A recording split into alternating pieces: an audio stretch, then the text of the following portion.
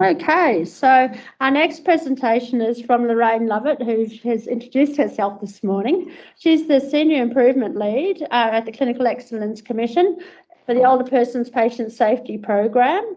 And her presentation today, because she doesn't want me to say very much more, is keeping older people safe, challenge and encouragement. So welcome, Lorraine. Thanks, Ash. We have a lot of discussion about bio. So just in regards to that, I've had a lot of experience in aged care across hospitals and community and residential aged care in all different kinds of roles. So I think that's enough for now. And I've been at CEC for a while. And I just do follow up as an acknowledgement to country in the fact that we do acknowledge the traditional custodians of the land in which we're meeting today. And I know that that has been given today. And I just pay respects to any Aboriginal Torres Strait Islanders that may be participating within our meeting here. At the CEC, we place a lot of importance about the recognition of the lived experience, and you also will be doing that now in terms of how we're focusing out on how we engage patients and families and consumers in the care that we're providing. Because we know that the voices of the people and our patients is really, and their experience is really powerful. Because when we hear what they've experienced, it helps us to understand how we're delivering healthcare and what is it that we could potentially do to improve healthcare. And some of the voices we hear is that they've had excellent care. It's not like that's been poorly attended to.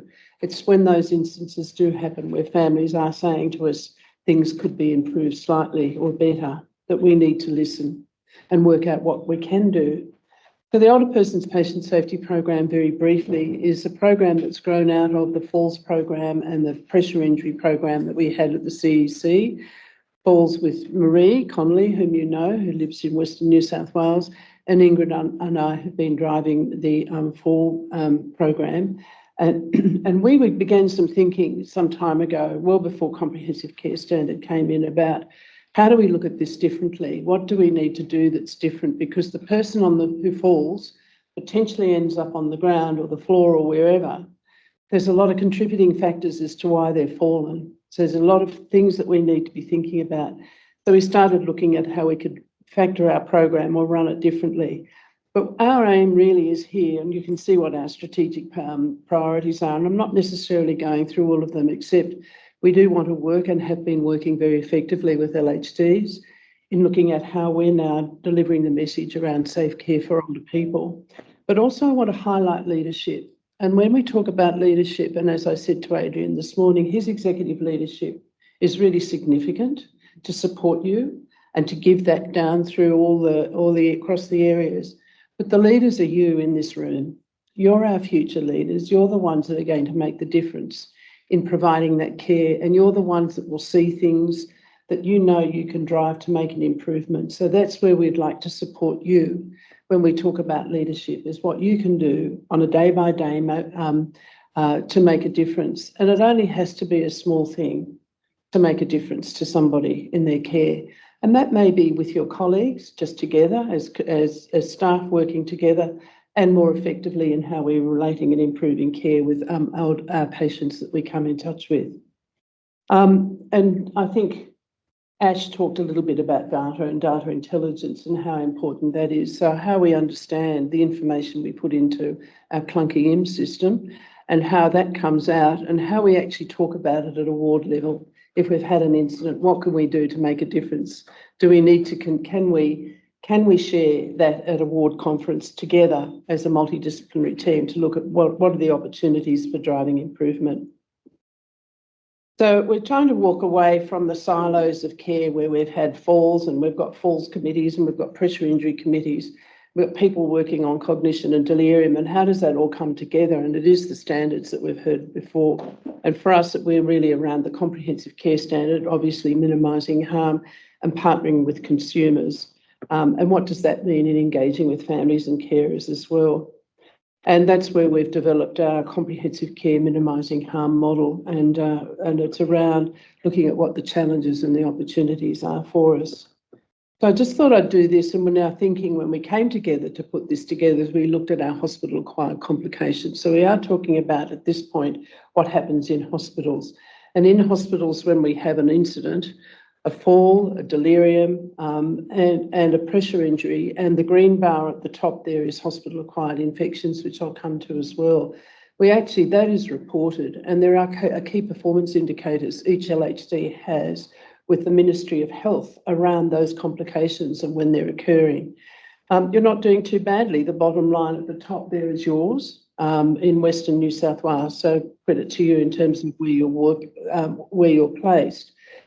But there's still opportunity to drive improvement. Now, the green bar is hospital-acquired infections. And when we looked at that and began some conversation together as our broader team, what is in that hospital-acquired complications?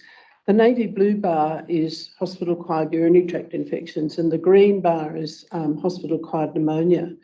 So our comment was, why is that happening in our care? What care aren't we providing well to our patients in that regard?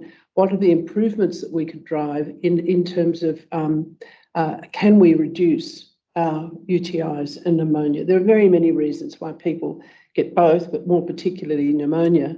And so we wanted to see, are we mobilising people well? Are we considering their dental hygiene, which has a contribution, poor oral health to pneumonia and so on as well? And I'm not going into all the causes and factors as either.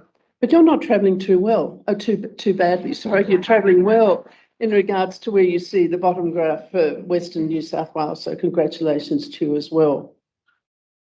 Now, the quality markers for the care of older people, Professor Jackie Close presented the quality marker to me 8 years ago, and I've been pondering it for a long time around how do we pull all of this together and what does it look like when we put it all together. And this is our attempt as to how we've actually tried to attempt to look at that in terms of the safe care of older people in our hospitals. So this is what we've ended up with at this point, the comprehensive care minimising harm model. And what you see on one side are what we call the building blocks for a safe ward. And these really are our communication techniques around how we communicate with each other and how we communicate with our patients and families in our care as well. And so many of these things you're probably already participating in and or doing. So it's the safety huddle. How often do we run a safety huddle and when do we run a safety huddle? And we've got different patterns of that happening across the state and in different wards. So some of them are running, it's a safety huddle. It's only meant to be 5-10 minutes and it happens at different times in different parts of your day, 24-hour care. So it could happen in the morning, on a morning shift, evening shift and on a night shift. But it also can happen when somebody else says, look, I'm not sure here what's happening in the ward. I want to huddle because I want to discuss a few things. And just briefly as one example, and this you can all give me probably multiple examples. In some of the work we were doing, a ward clerk in one of the wards where they actually had a very combined team working and running safety huddles, called and said, I need a ward huddle. I've got 5 or 8 admissions coming in today, and I don't know where the best place is for them to be placed on the ward, but you all know, and I don't know which ones are at high falls risk, which ones need close observation.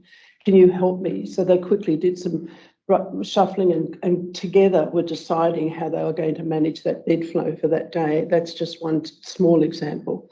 But it's a very interesting example because what we're talking about is it's a whole of ward approach. It's not only just the nurses and the doctors and the physios and the OTs and the speech therapists or whomever else might be involved, but it's also our ward clerks, our cleaners and our dietitian, our dietetic service people as well, where we can, how we involve them in the ward with us in terms of understanding, providing safe care. I'm not going to go through all of those safety huddles. I know the huddles that we've got there, just highlight 2 more. One's around post-fall huddle. I feel the importance of a post-fall huddle is that you can, if you can, when a person's has fallen and you do your immediate response and you do your immediate care needs and so on, how soon after can you go back and if you're able to engage with the patient around the fall and ask them what happened here? I'm sorry this happened, but what happened here? Can we help you? Can we make a difference? And it might have been that if they're not able to communicate, because many of them are confused, their family member might be with them.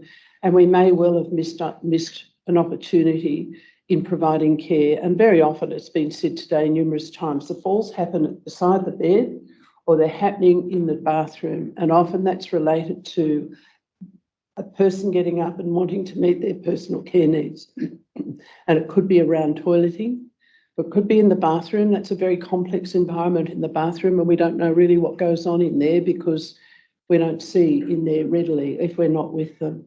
So it's an important part for us to be thinking about what are the improvements can we make in providing care with the patients and talking to them. And where I think it's really critically important, if it's a serious incident, quite often we don't do a serious incident review until we can get a team together, and they're asking questions of staff 2 or 3 weeks later, and staff are trying to remember after a busy ward what exactly the detail happened at that time when that patient fell.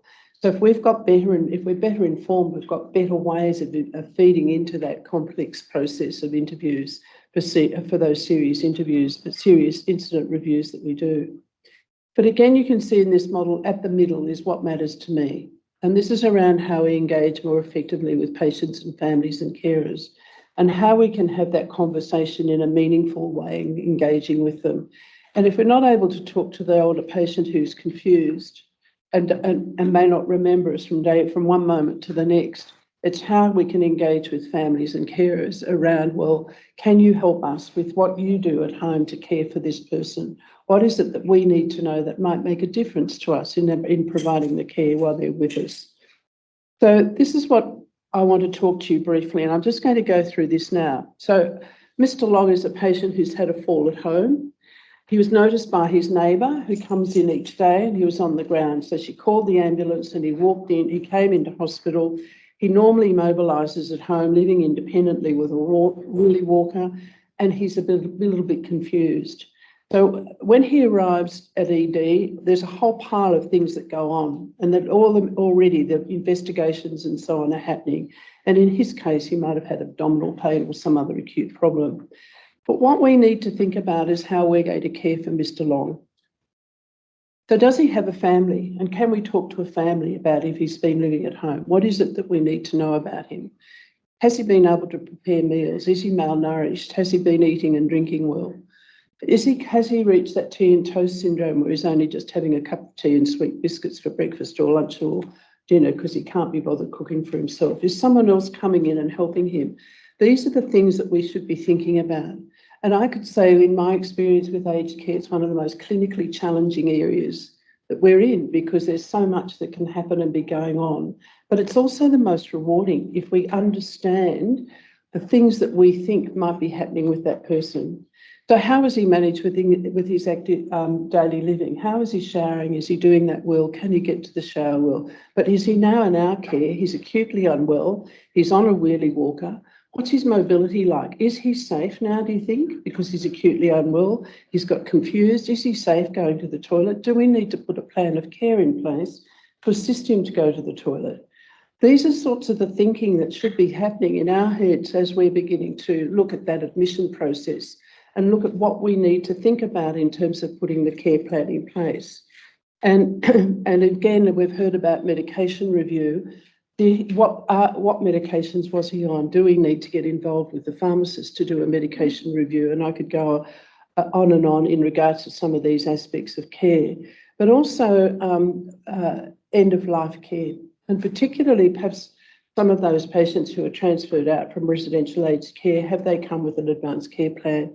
What are the conversations that have been had? And that's tricky. It's tricky with some people. Some people are well prepared, others aren't, and families. So how can we involve it part of our multidisciplinary team in reaching those conversations? So the model of care, this is what it looks like when we break it down in terms of the components of care. And this is available on our website, so I'm not going into the detail now, but it's something for you to think about. Stephen's talked about the Australian Fall Prevention Guidelines through the Australian Commission on Safety and Quality in Healthcare. This was the first draft that was up for consultation. So, Steve, I'm still borrowing it because it's still on the Australian New Zealand Fall Prevention Society website for us to download it. But I want to highlight something here that's really important because we have systems that we put in place very effectively some time ago to meet Standard 10 and Standard 8. And now we've got comprehensive care. One of the things that we put in was the OMS, Falls Risk Screening Tool, and it's in Cerner and it's there. And it's a very good guide to understand risk factors, where the patient might be at risk. and for us to then think about a care plan. But what's happened is it's got a score. And what we know now that the score does not drive the practice that we need in terms of understanding how we manage a patient. But effectively, what's happening is the score has been the driver rather than what the risk factor is. So even though those systems are still in place and we still use them, what we're urging people to be thinking about now is please focus on what the risk factor is that you've identified and how you're going to manage what that risk factor is. What is it in terms of your care that you need to be thinking about for that person? And it's not the score that should drive it. Because a person with poor mobility and visibility and may have some vision issues would score low, but they are also likely to fall and have fallen when we've done reviews as well. And it's how we then help them with their wayfinding or their mobilising. And particularly if they're unwell in our care, they're going to be quite confused by our environments and so on. So I just want to highlight lots of recommendations for Resi Care, so I'll skip this over. I'll skip over that, I meant. I just want to touch on some other piece of work that we've done, and we've worked with our falls researcher through Stephen and Kathy Sherrington, Kim Delbar in particular, and a very prominent consumer, Bob Barnes and his son, who are very concerned around, from Bob's perspective, not really understanding what a fall and what the impact of that would be on him and his family. So last year, we had a falls roundtable at the Ministry of Health with our Secretary, Susan Pearce, Deb Wilcox, and others, and other key people, and our key falls researchers. And with the help of the researchers, we were able to provide the evidence about the increasing burden of fall and fall-related injury to our hospitals. And it's a worry because it's going up, and we know it's increasing all the time. And we're looking at now, how do we put systems in place to prevent that burden on our hospital system? So what is it that we need to be doing in community, in focusing around keeping people healthy and active and involved in community? And we're fortunate to have the New South Wales Fall Prevention and Healthy Ageing Network, which is providing tools for health professionals for what they can deliver in community. But also we need a whole other bigger, broader approach. So we have met, my CEO and myself have met with the Health Minister, Ryan Park, who understands this. He understands the importance of it, but we're now at that stage of negotiating how do we get investment in community? How do we actually get our community teams mobilising? How do we get a broader influence, a whole of government influence? So that's the conversation that's happening now with the Minister's office in relation to what we could do to affect a whole of government approach, and with other agencies as well. So watch this spot. Now, it will be slow, but we're optimistic that we will get there as well. And on top of the guidelines that Stephen mentioned, we've also got world guidelines for fall prevention, and you can have these slides, and if you're interested, you could look for those as well if you're keen, to follow up what the evidence is now saying. So just to highlight, we have a web page on our CEC website, so I urge you to go and look if you're interested. Now, it's not perfect, but we're open to improving, so we take advice from you as to what other things might be useful and helpful for you. And a lot of the approach to how we go about our work is around quality improvement. So how do you do that? How do you do a quality improvement project? And you've got a lot of people now being trained in this Western New South Wales around driving quality improvement initiatives. And we would hope that that filters down so we can support leads in local health districts to undertake quality improvement initiatives. And we have a comprehensive care minimising harm toolkit, and Ingrid would be the person for you to approach if you are interested in regards to some aspects of that care. And Marie have both been leading work in other LHDs supporting some of the work they've been doing. And just to note some of the resources that we have around, and I'm just highlighting here, early and safe mobilisation. And the bottom one, I can notice Marie giving recognition there to Sarah about our mobilising video that we've got there, how to move someone successfully who might be bedbound and how you do that. And the top one is a physio from Port Macquarie, Elise, who has done a series of exercises. We've got demonstrations how to move someone safely from bed to and standing and mobilising.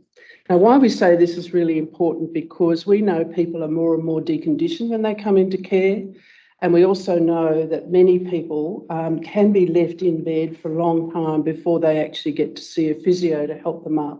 But we know actually that our staff can assist someone to get up. We just need they need the confidence and help to assess that. And we know that if we leave people in bed for too long, they just decondition further.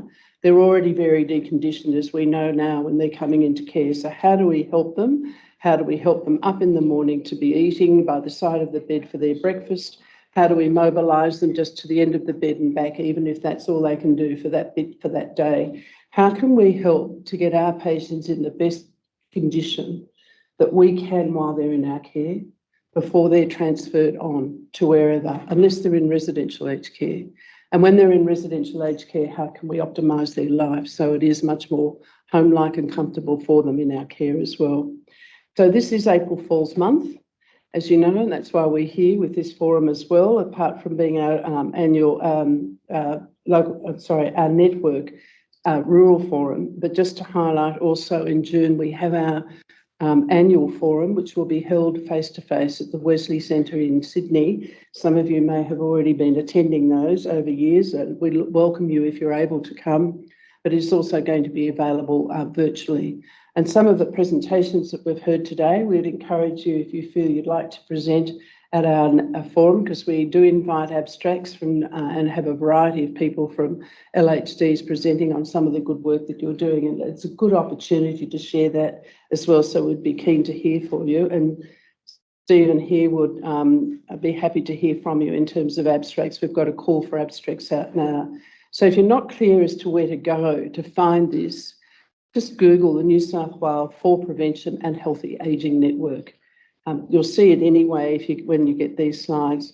And just as a reminder that we actually do have some programs within New South Wales, the Active and Healthy website, which has got a lot of good information for people, particularly our consumers, around how do you stay healthy and active, and where you can find an exercise class close to you or your family member, whomever.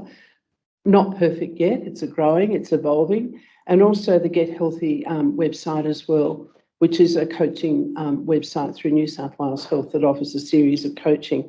And that's been very helpful for people who may have issues of some kind or other, but more particularly who want problems with weight control and so on. So just acknowledgements to Ingrid and Marie, whom I work with, and Dr. Tracy Brown, who was a geriatrician that worked with us for about a year or so early when we were developing the program that we have now. So I'm sorry, I've just gone bloop, but there it is. And that's some of the work that we're doing at this stage, but we're welcome. We'd love to hear from you at any time if you'd like some help, and we can support you in any way in what you're doing. Thank you.